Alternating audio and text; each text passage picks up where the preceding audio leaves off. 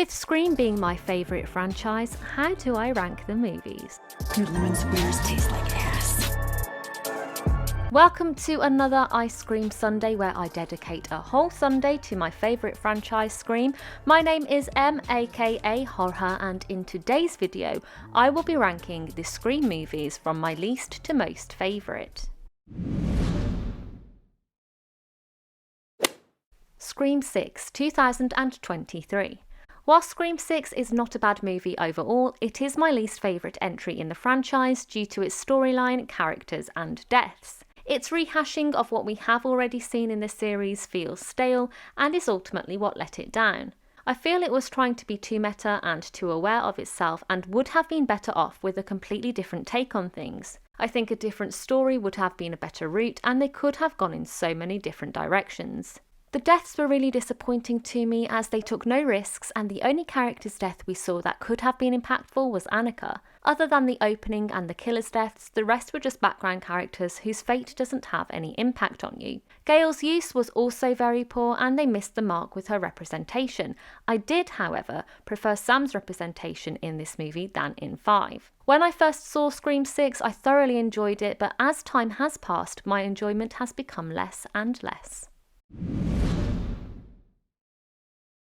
Scream 2022, aka Scream 5. On the complete opposite end of the stick, I did not enjoy Scream 5 on my first viewing, but enjoy it much more each time I watch it. However, it still does not rank the top of my list. They missed so many opportunities in this movie. The storyline was fine, but the killers felt repetitive, especially Richie, and whilst I enjoyed Jack Quaid's performance, the reveal lacked originality. There is someone else who I think would have made an amazing Ghostface for this entry, but I will be making a separate video on that soon. The new characters were good, and apart from Sam, the versions of the core 4 were more enjoyable. There are a few things in the movie that I don't like, such as the Billy hallucinations. Killing Dewey the way that they did was frustrating and less emotional than what it could have been. I wanted to see more Gail and Dewey time as well, as we didn't really get to see them together very much. All in all, however, the movie is enjoyable to watch with great Easter eggs that I hope they carry on in the future. Scream 3, 2000. This movie has aged very well, and as I'm getting older, I love this movie more and more. The portrayals of the main three were done well, and it wrapped up their decade nicely.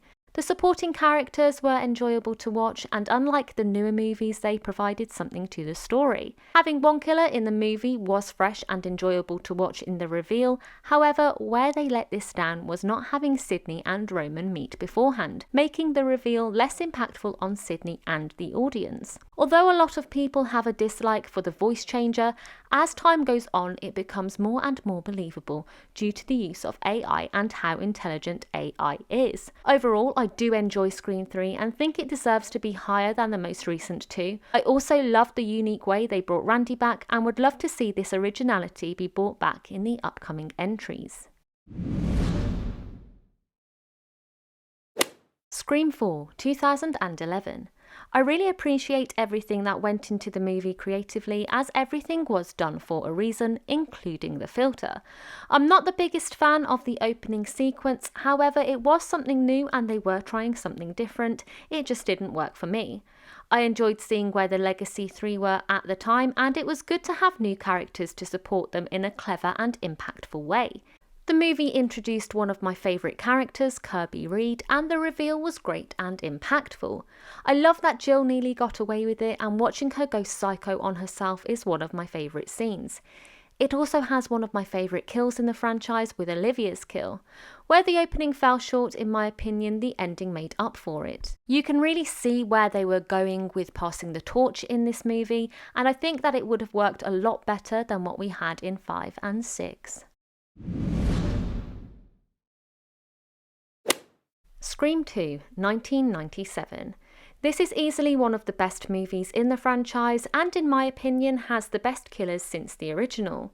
The setup with the opening kill was so cleverly done by putting the audience in the same sort of environment in which the opening kills took place. I also enjoyed our main three in this movie, however I am sad for Randy. The reveal of the killers is brilliantly done and Mickey and Mrs. Loomis are excellent killers.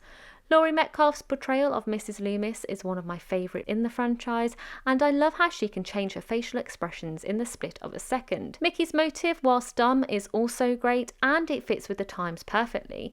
This is also where we are introduced to the stab movies, which continues throughout the remainder of the series.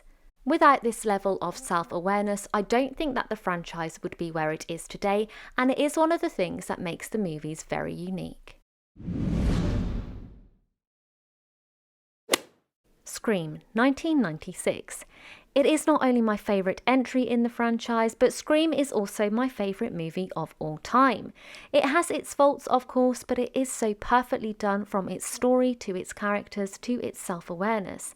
The opening scene is amazing, and using Drew Barrymore as an opening kill was the best decision they could have made. I love the characters, and I don't think there is one bad character portrayal in the movie. Sidney is the perfect final girl, and the way that Nev's performance is in the film could not have been done any better. The killers were written and portrayed flawlessly, and having two killers was so clever and unexpected. The way the story was set up from start to finish is how a story should be told, and you can really tell that a lot of love and care went into the making of the movie and the writing of the script. It is my comfort movie, and I can watch it over and over without getting bored. So as always, what do you guys think? Let me know your rankings down in the comments. If you have enjoyed this video, please like and subscribe, as I will be uploading more content like this. You can check out my other content here. With that being said, I will see you in the next video.